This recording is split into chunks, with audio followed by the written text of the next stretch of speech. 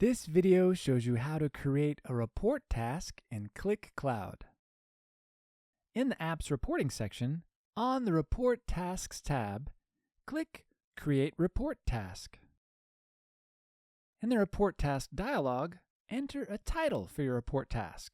You can also fill in the optional description field. When done, click Upload New, or add an existing template that was previously uploaded into the app.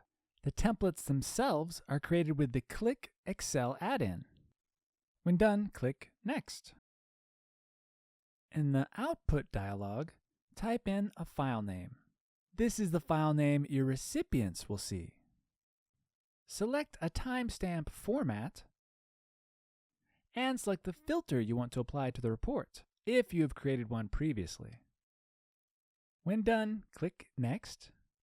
In the Distribute dialog, select users and groups that you previously added to your report.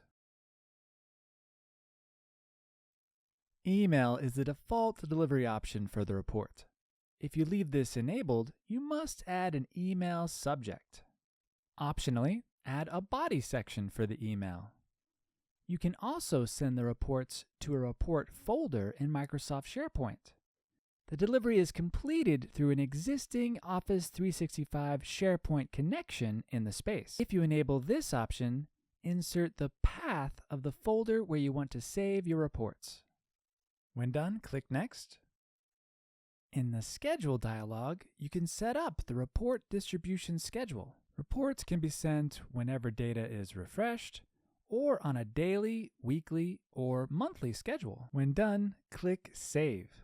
Your report will now be sent to your recipients via email and stored in the distribution folder at the scheduled time. You can send the report manually by selecting Send Now from the menu.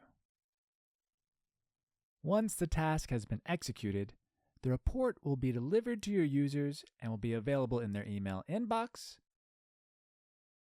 and in the distribution folder. And that concludes this video. Thanks for watching.